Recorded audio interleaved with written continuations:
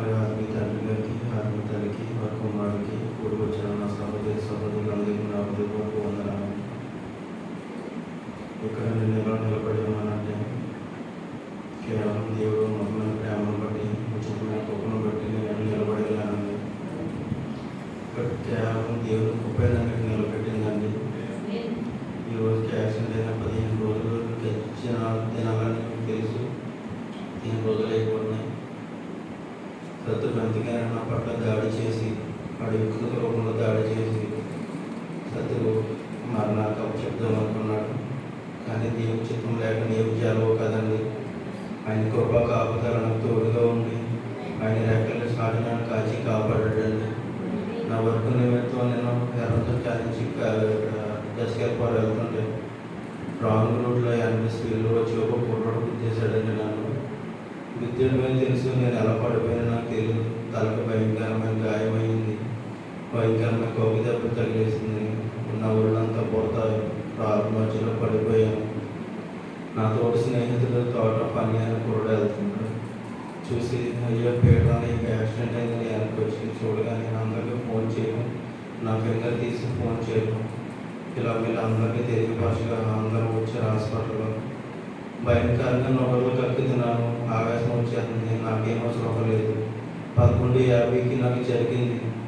ఇలా భయంకర శోభ కోల్పోయినగా అతను తెలిసిన వారికి చేశారు ఫోన్. అలాగే నా ఫింగర్ తీసి నా కాంటాక్ట్లో ఉన్న వాళ్ళందరూ తీశారు. కాంటాక్ట్లో ఉన్న వాళ్ళందరూ వచ్చారు. 11:50కి జరిగింది. 2 గంటలకి ఎప్పుడు మెరుగు వచ్చింది. శోభ కోల్పోయాడు. పల్స చూసి శోభ కలిగిన చెప్పలేము. చాలా తలకి తీవ్రమైన గాయం తగిలింది. ఇంకెక్కడికక్కడ వాచిపోయి కౌకులు వచ్చేసినాయి. ఈ ఎముకలన్నీ ఎక్కడ రిబుట్స్ అన్నీ ఇరిగిపోయి ఉంటాయి. అన్నీ అందరూ అనుకుంటున్నారు. అలా అప్పుడు నాకు 2 గంటలకి చేతులు నాకు నరాల ద్వారా పొడి చేస్తున్నారండి. చేతులు పొడి చేస్తుంటే తలకి గాయమైంది, తలకి ఎలగలా పొడి చేస్తుంటే ఇప్పుడు మెరుగు వచ్చింది. నాకేమంటే పేటలు నీకు ఏం కాదు, నీకు యాక్సిడెంట్ అయింది, ఒక కారు అతను వచ్చి నేను అన్యాయంగా ఉద్దేశాడు, నీకు ఏం కాదు, నేను నమ్ముకున్న దేవుడు నీకు తోడుగా ఉంచాడు, నువ్వు మెరుగులోకి వచ్చావు, నీకు ఏం కాదు, భయంకరమైన కోకి దెబ్బలు తగిలేసాను. అప్పుడు నా బట్టలన్నీ కట్ చేసేసి సిటీ స్కానింగ్ తీసుకెళ్ళారండి. ఎక్స్రేలు తీసుకెళ్లారు. ఈ లోపల నా సహోదరులు అనబడిన వారు అందరూ వచ్చారు. అదే సమయంలో నా కాపురదారు ఫోన్ వచ్చింది.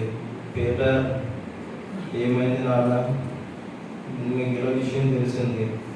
మరణంలో జీవంలోకి దాడించిన నీ దేవుడు నీకు తోడుకున్నాడు తెలుసా నీకు? భయంకరమైన యాక్సిడెంట్ మధ్యలోంచి భయంకరమైన ముళ్ళు నుంచి ఆ చిన్న ముళ్ళు ద్వారా నిన్ను విడిపించాడు. దేవుడు నీకు తోడుకున్నాడు Peter. God bless you Peter అని ఆత్మీయ తండ్రిచ్చాడు. అన్న నాకు ఏం తెలియట్లేదన్న, తలకు భయంకరమైన గాయమైనట్టు ఇవన్నీ రిబిట్స్ అన్ని ఇరిగిపోయినట్టు ఉన్నాయన్నాడు.